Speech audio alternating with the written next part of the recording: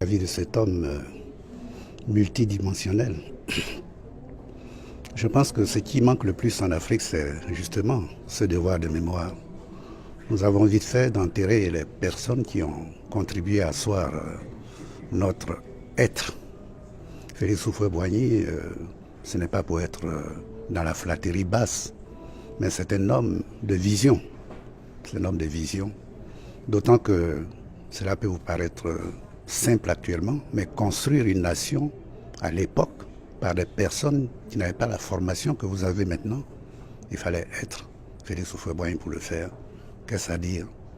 C'est-à-dire que ce monsieur, déjà au lendemain de la guerre de 1946, a envoyé près de 146 élèves ivoiriens en France en pensant à l'indépendance. On lui a reproché de ne pas vouloir l'indépendance. Mais l'indépendance, il ne s'agit pas de se réclamer de l'indépendance pour l'indépendance. Il faut avoir l'indépendance avec des personnes formées pour assumer l'indépendance.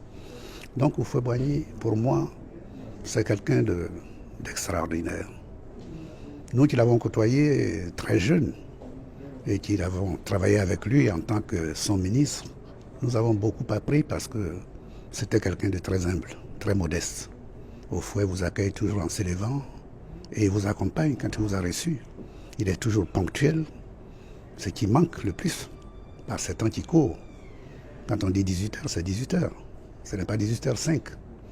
Donc, pour moi, Houphouët-Boigny représente pour ce pays quelque chose d'extraordinaire, puisque depuis qu'il est parti, nous avons sombré. Nous avons sombré. Nous avons déconstruit ce qu'il a construit avec tant de difficultés. En ce qui concerne le secteur qui est le mien, l'éducation nationale, je ne vais pas être critique parce que c'est un monde nouveau, mais je n'ai pas le sentiment qu'aujourd'hui, l'approche de l'éducation nationale est conçue de manière qu'il y ait un dialogue permanent avec les jeunes dont on a la formation. Former ne veut pas dire endoctriner. Former ne veut pas dire embrigader. Former, c'est de donner la possibilité à l'enfant d'avoir un choix de vie, d'avoir des perspectives d'avenir et de se construire son avenir. En tous les cas, je pense que l'initiative que vous avez prise d'interroger des gens qui ont côtoyé Houphouët-Boigny pour vous permettre à la jeune génération de vous projeter dans le futur à partir du présent que vous vivez est une belle initiative et je vous en félicite. Comment s'est faite la rencontre entre vous et le président Houphouët-Boigny? Oh, une longue histoire. Moi, je connais Houphouët depuis l'âge de 4 ans. Mais ma première rencontre en tant que personne adulte, c'est lorsque j'ai fini ma sixième à Daloa en 1953. Il était venu pour inaugurer le monument aux morts avec le gouverneur Mesmer. Et c'est là où je l'ai rencontré, au mois de juin. Et à partir de là, j'ai gardé le contact avec Houphouët-Boigny jusqu'à la fin de mes études, parce que sans fausse modestie, je n'étais pas un mauvais élève.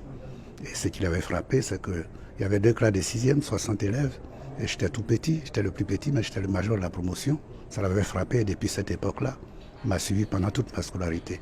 Mais la deuxième rencontre vraiment lucide, c'est quand je suis rentré à Normal Sup, où Houphouët m'a reçu chez lui et m'a dit, mon fils, vous m'avez fait honneur, Senghor n'a pas pu intégrer Normal Sup, vous venez de le faire, je suis très fier de vous.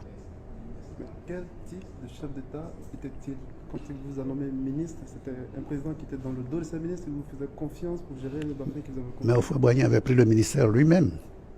Houphouët-Boigny avait pris le ministère après Lorignon Guédé, qui a été nommé ministre le 4 janvier 1970 et qui en est sorti au mois de juin.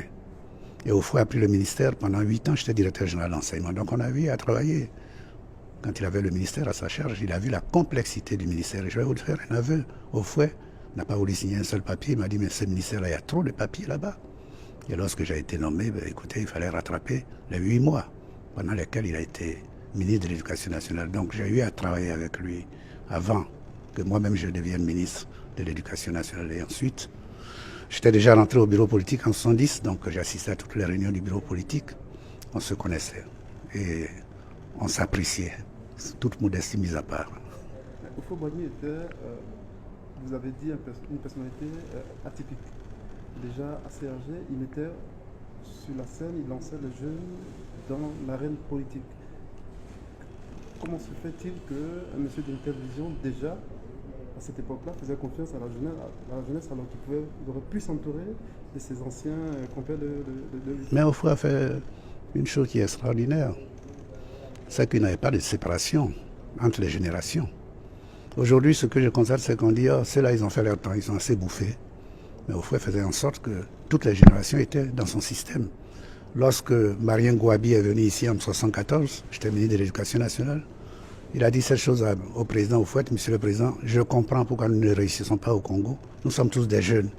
Mais vous avez mis toutes les générations avec vous. Aujourd'hui, la tendance est de dire que c'est votre temps. Mais vous savez, je vais vous dire une chose. L'expérience de la vie, c'est la meilleure école, c'est le meilleur livre et c'est la meilleure pédagogie. Ensuite, même vieillissant, un bon arbre porte toujours des fruits et il garde sa sève et sa verdeur. Moi, lorsque les gens me voient, ils s'étonnent: mais monsieur le ministre, vous ne changez pas. J'ai dit: mais je change. C'est parce que je suis un père avec ma conscience. J'ai eu à éduquer des enfants. Je n'ai pas triché avec les enfants que les Ivoiriens m'ont confiés. Je leur ai dit ce que j'avais à leur dire dans le cadre de la vérité, parce que je n'ai pas embrigadé les enfants. Il faut ouvrir leurs esprits pour leur permettre eux-mêmes de faire leur choix de vie. Mais il ne faut pas leur imposer. Si je suis PDCI, je ne dois pas demander à ce que vous soyez tous PDCI. Si je suis FPI, je ne dois pas demander à ce que vous soyez FPI. C'est ça la différence entre un enseignant qui a conscience de son rôle et un enseignant qui ne sait pas pourquoi il est venu dans ce métier-là. Donc, Oufouet a réussi cet amalgame de toutes les générations. C'est ce qui a fait son succès. C'est ce qui a fait son succès. Je crois que c'est ce qui manque aujourd'hui. Quand un pays sort d'une crise comme celle que nous connaissons, on n'a pas besoin d'écarter des gens, on a besoin de toutes les intelligences. Est-ce que vous croyez que si vous me demandez aujourd'hui, la preuve, vous m'avez demandé de venir vous parler, je suis venu, je ne me fais pas payer. Si vous demandez à des professeurs talentueux qui sont à la retraite, des grands professeurs d'université, alors que vous manquez de professeurs, dans la semaine d'aller vous parler au moins pendant 4 heures de temps, ça fait plaisir qu'il le ferait. Ça fait plaisir qu'il le ferait, parce que l'expérience, ça ne s'apprend pas, ça s'acquiert. Donc vous avez besoin d'utiliser, d'approcher les gens qui savent, qui ont une certaine expérience, pour échanger avec eux. Cela ne veut pas dire que vous n'êtes pas dans le vrai. C'est un monde nouveau, c'est votre monde. Nous sommes en dérivation par rapport à ce monde-là. Mais quand on enseigne, on apprend. C'est un échange. Donc il faut que nous perdions de vue cette histoire de dire ceux-là, ils ont fait leur temps, ils sont fatigués, ils ont assez mangé. Parce que ça, c'est le langage ivoirien, ça. C'est triste. Ça n'élève pas, ça rabaisse. Il faut qu'on grandisse un peu. Dernière question, monsieur le ministre. Oufouet n'est plus, vous êtes l'un de ses plus fidèles disciples. Il y a un thème générique dont tout le monde se prévoit aujourd'hui, de l'oufouettisme.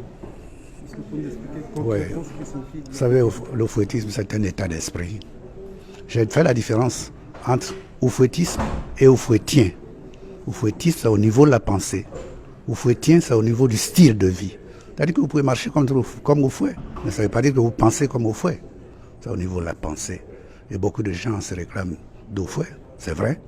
Oufouet est tellement énorme que personne de nous ne peut dire qu'il est le détenteur de toute la pensée. Chacun de nous prend un petit côté et puis il dit: je suis oufouettiste. Mais il y a tellement de choses qui nous échappent. C'est la conjonction de cette diversité qui fera la force de la pensée d'Oufouet. Et c'est comme ça que nous serons le reflet de ce qu'il est. Il faut que, au lieu de nous diviser, nous devons nous rassembler. Et c'est pour ça que j'ai donné tout à l'heure, non pas tout à l'heure, dans le journal, la dernière fois, lorsque j'ai fait une interview, j'ai dit que l'oufouettisme, c'est la maison d'Oufouet qui est à Yamoussoukro. Dans cette maison, il y a un grand salon. Il y a plusieurs chambres. Les partis oufouettistes sont dans les chambres différentes. Mais lorsqu'on veut parler de la maison, de la fondation de l'oufouettisme, on descend tous dans le grand salon. C'est là où, en mettant ensemble notre perception d'Oufouet, nous serons dans le vrai. Donc, oufouettisme, ce n'est pas une mode. Il ne s'agit pas de dire je suis oufouettiste pour dire je suis oufouettiste. Il s'agit que ça corresponde à une réalité.